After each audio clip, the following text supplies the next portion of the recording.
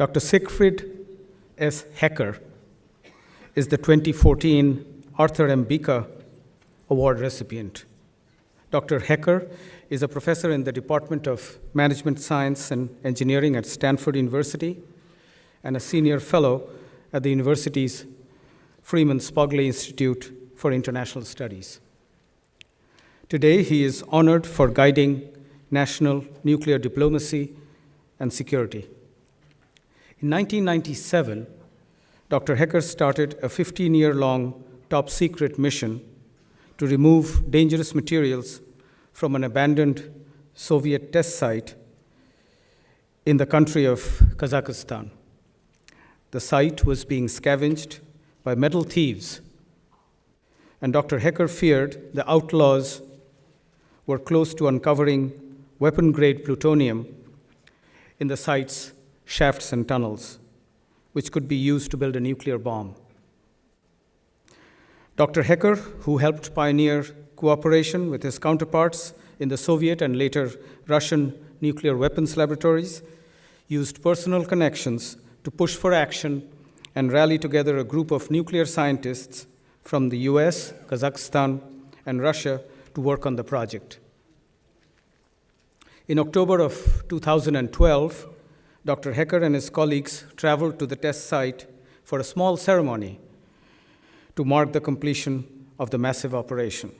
Afterward, the world was deemed a safer place. The end of Dr. Hecker's top-secret mission was certainly not the end of his nuclear research. He currently works on nuclear risk reduction and preventing global nuclear terrorism. And for that, we honor Dr. Hecker and thank him for his contributions to our safety.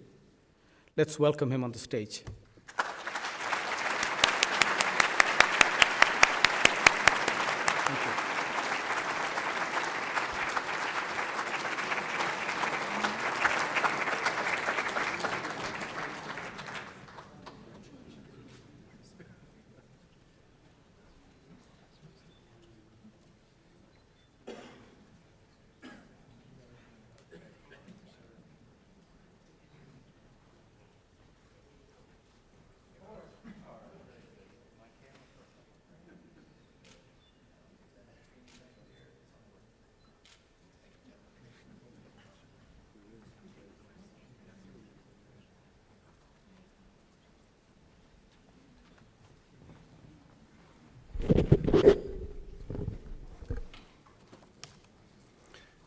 President Moat, Chairman Holliday, Professor Bhattacharya, and Tina Bueche.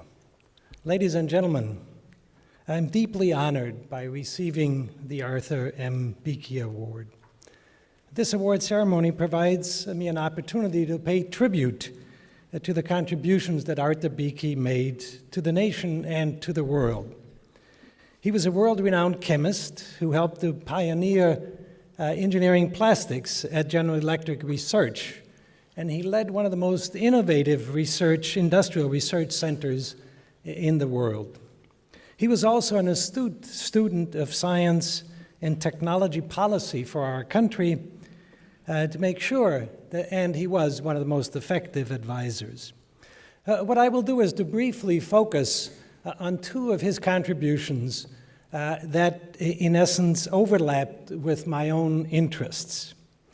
Bueche was an eloquent spokesman, an effective one, on issues of technology development, R&D policy, and energy policy.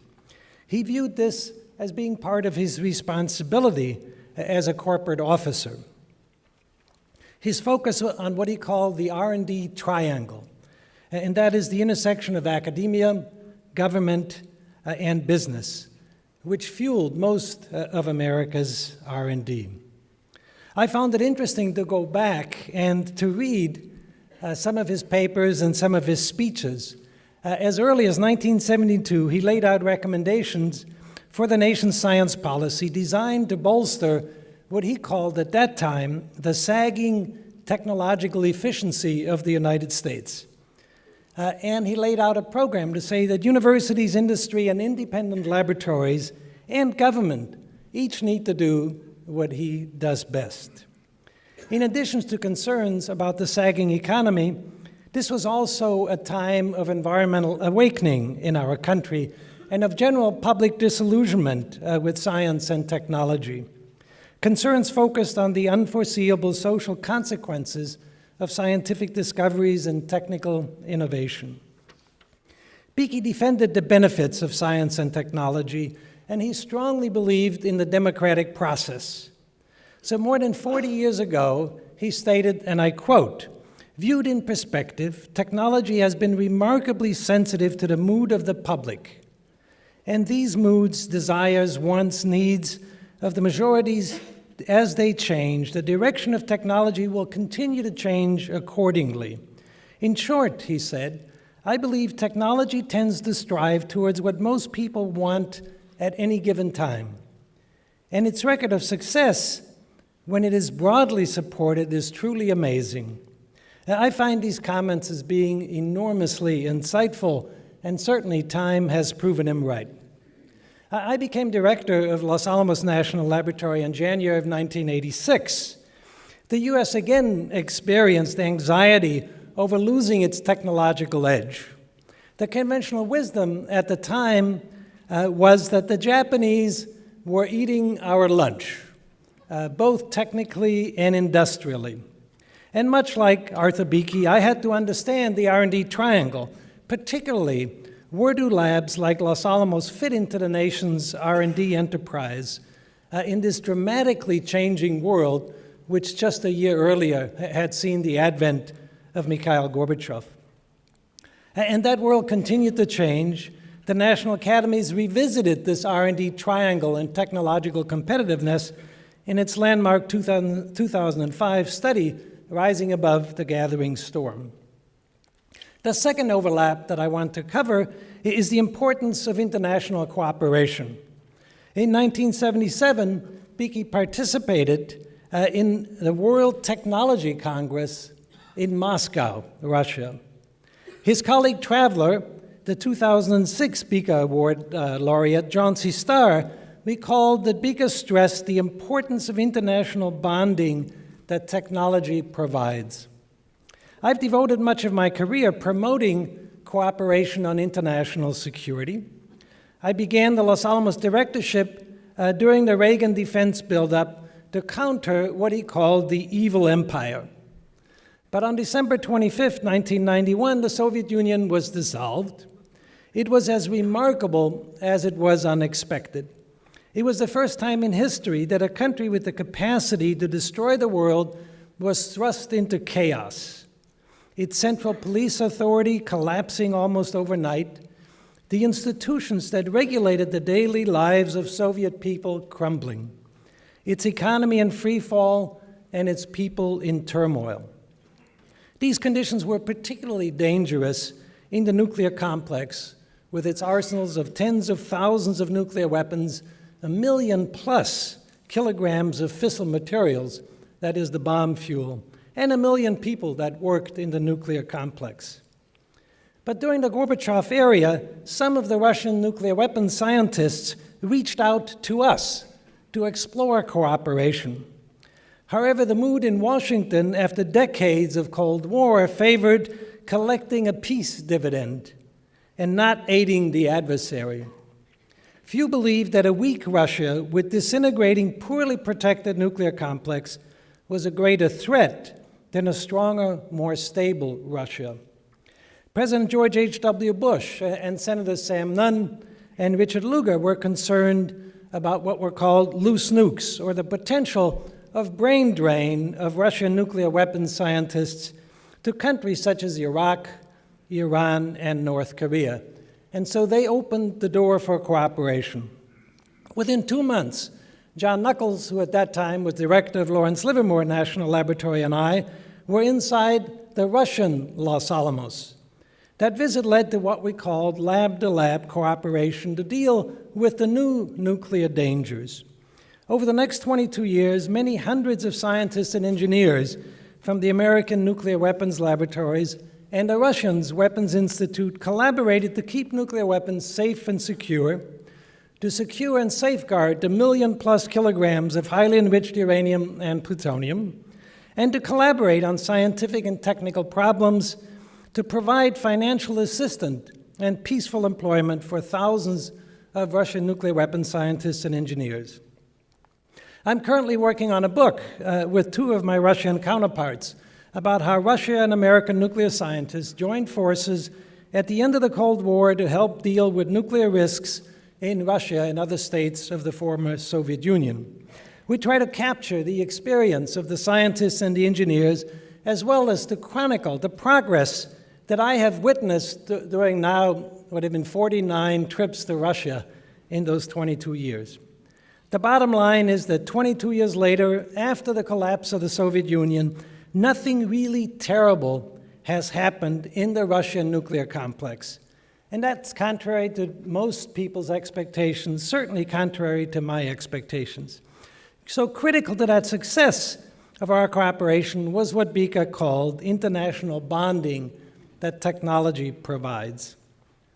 What we found is that the Russian weapons scientists and engineers, they were world-class. The high level of the technical discussions led to instant technical respect. And with respect, it was easier to develop trust. And trust led to personal relationships, and without which we could never have tackled the sensitive nuclear issues at hand.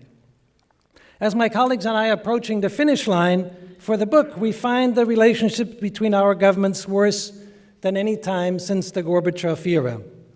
Quite frankly, it makes no sense to me whatsoever to rekindle the adversarial relationship of the past. But these are complex issues.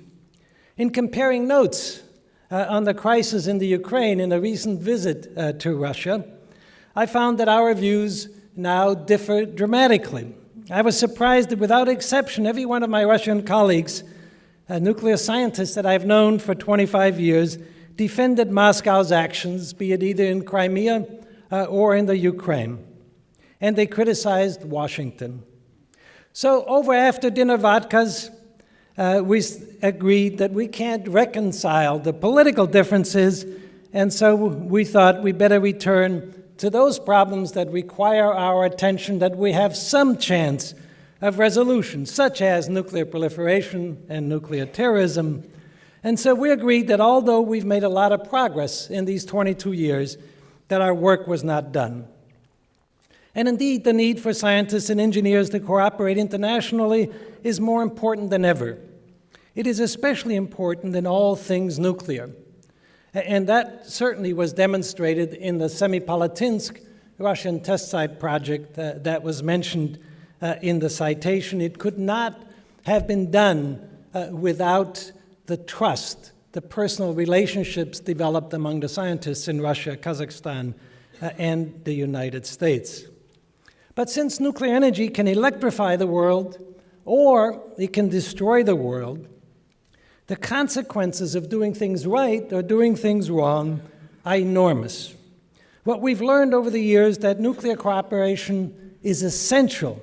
It promotes the benefits of nuclear energy, be it electricity, nuclear medicine, or research. Nuclear isolation breeds suspicion and conflict. It is in that spirit that I visited the nuclear facilities, developed relationships with key scientists and engineers in the United Kingdom, in France, in China, in India, in North Korea, as well as in South Korea, Kazakhstan, Uzbekistan, and held substantive discussions with nuclear specialists from Pakistan and Iran. Dialogue and cooperation are essential.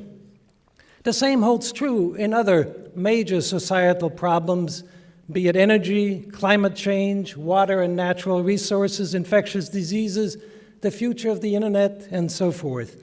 These challenges are truly international, and solutions are often prevented by political and ideological differences.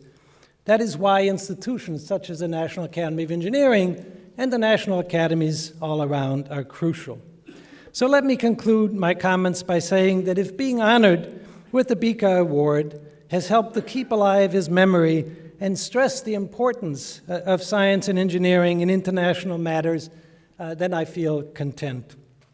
But whatever I've accomplished was made possible only through my colleagues at Los Alamos and now at Stanford.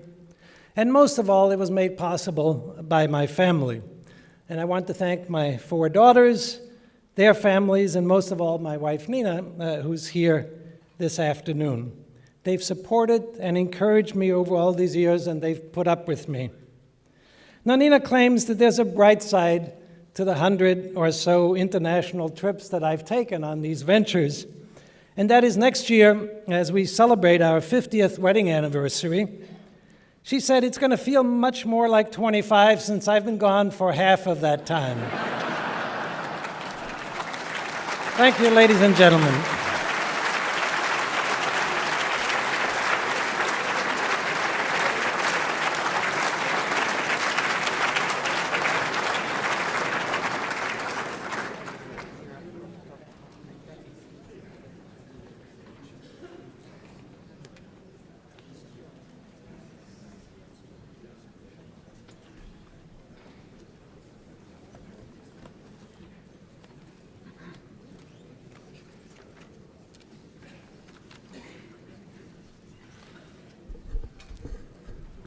Well, thank you very much, Sig and Sig Hecker, Dr. Brown, for your presentations. And that really concludes the Founders Award ceremony presentation. It really is, you bring a great credit to these awards, and your name is honorific along with all the other very important people who are listed in those awards. And I also thank you very much, Pallav, for your awards presentation and for the work of your committee in selecting these award winners. It's really not a simple task.